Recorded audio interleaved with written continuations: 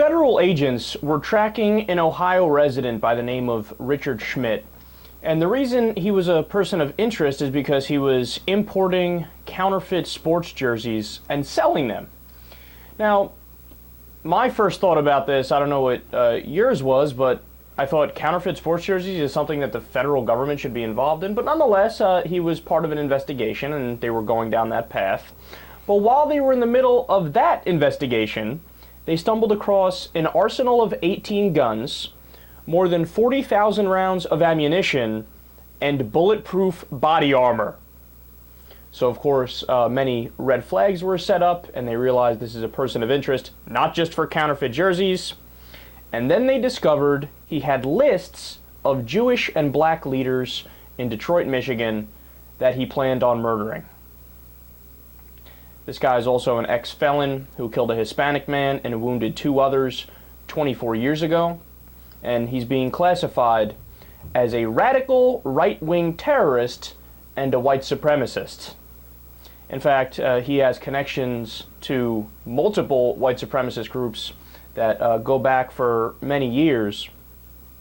Now, understand, so we're covering this story today. Go ahead, turn on CNN, turn on any of the other news stations, see if they cover it for even a second. Don't make me laugh, that's a good one. And also, what was it, 1 week ago or 2 weeks ago, there was this huge story coming out of Las Vegas in the print press that also got no attention in the mainstream media on TV, right? Where it was a sovereign citizens movement, which is anti-government extremist movement, and they had very detailed, organized, structured plans that they were just about to carry out, where they were going to kidnap, torture, and murder police officers, record it, and then send it to the media. Now, thankfully, the Las Vegas Police Department went undercover and was able to prevent it before it happened.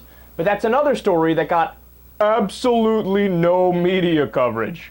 So what we have here is 2 radical right-wing terrorist attacks that have been foiled in like a 2-week time span. Call me crazy, I think that's a story, right? But again, where's the media? And I don't want to sound too conspiratorial. You guys know I'm not of that persuasion. I'm not the Alex Jones type, if you will. I think most of the things he talks about, he makes up. He'll take a grain of sand of truth and then extrapolate into so many directions that's not correct. But, I mean, the reason the media is not covering it, is it not obvious?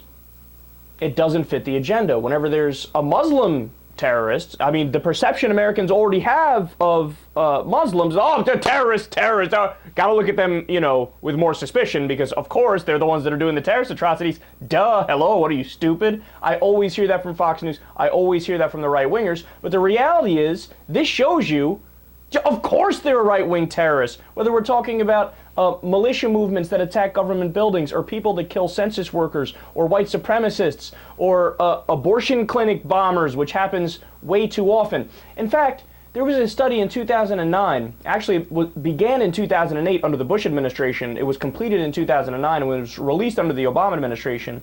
It was from the Department of Homeland Security in conjunction with the CIA and the FBI. They tallied up every single individual terrorist incident from 1992 and onward, right? You know what they discovered? Over 50%, it was either 52 or 54% of the terrorist attacks in the United States done by right-wing terrorists. That's the majority.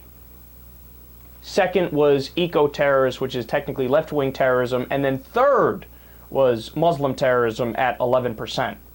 But because the findings of the report said, hey, the right-wingers are kind of the problem, the Republicans flipped. They lost their mind. They said, oh, partisanship bias at the Department of Homeland Security. This is unbelievable. This is a political hack job. How dare you retract the study immediately? So you know what Obama did? He retracted the study immediately. And he actually divvied up the resources at the Department of Homeland Security to take people away from right-wing terrorism and divert them to other areas. He only left one person in charge of right-wing terrorism. Now realize the outrage of this all. You know, thank goodness it was stopped. Thank goodness the Las Vegas Police Department at the local level stopped the other one a couple weeks ago. But the problem with this is that what's going to happen the next time? if you only have one person at the Department of Homeland Security working on right-wing terrorism, and we got lucky to stumble across this guy because he was doing stuff with counterfeit jerseys, no, man, it's not okay. Look, the solution is twofold. Number one, CNN needs to man up, stop being so deathly afraid of what the right-wingers will tell you if you report on right-wing terrorism. It's a fact! It's a fact! Objectively, it happened, and it's a newsworthy story, but the Republicans might yell. So the media needs to man up, and the executive branch and the Obama administration needs to man up and put more people to look after these types of crimes.